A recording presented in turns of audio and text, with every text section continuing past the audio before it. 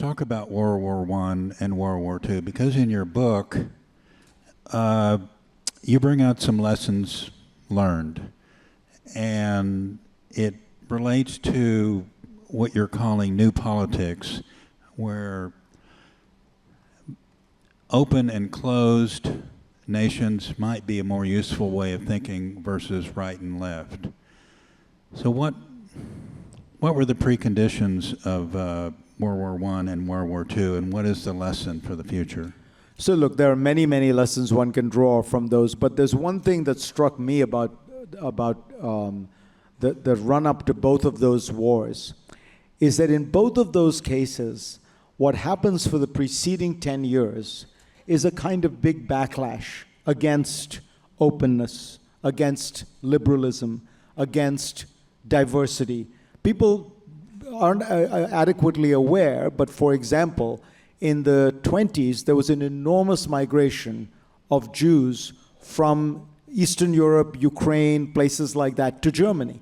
Very, very large numbers. I mean, the number of Jews in Germany, I think, triples in about a 20-year period. Much of this is a consequence of the First World War, and it's a consequence of opening up. And in those days, Germany was a civilized, rich country, and a lot of Jews faced pogroms in places like Russia and Eastern Europe, Ukraine and Poland, and so they started moving east. So, and that, in some ways, helps explain why the backlash took the form it did, right? Similarly, in the late 19th century, in the early 20th century, you had a huge amount of immigration. Think about the US, where in the 1890s and 1900s, you have huge rises in immigration. And of course, remember the backlash. 1924 in America, you put in place quotas, which basically say nobody who doesn't come from Western Europe. In fact, it was even Northwestern Europe. Even the Italians were regarded as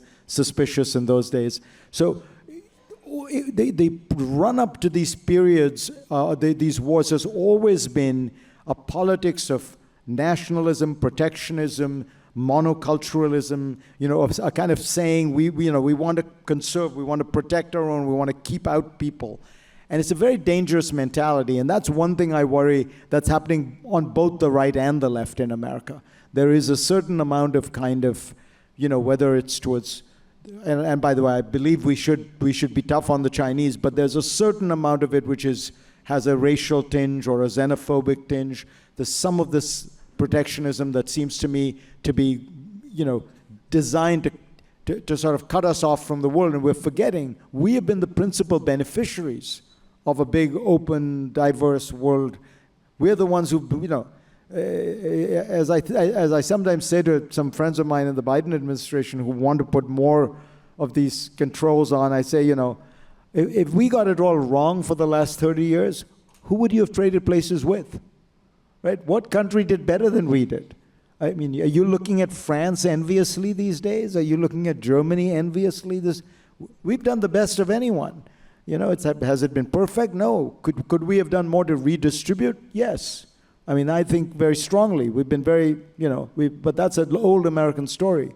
We're very, we're uncharitable to people who are very low down on the scale in the United States.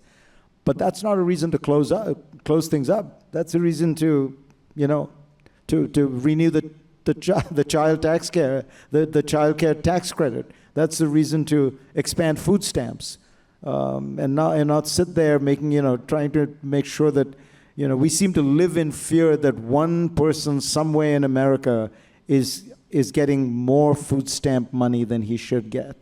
And we designed the system so it's so punitive and harsh, and these people have to jump through so many hoops because someone somewhere is gaming the system. Meanwhile, I don't have to tell you how many people on Wall Street are gaming the system and how many people in the ONG business. I mean, there's a lot of gaming of the system, but we care that God forbid somebody should get food stamps who doesn't deserve them. That's the problem. You don't need to, you can keep a very open system and be a little more generous.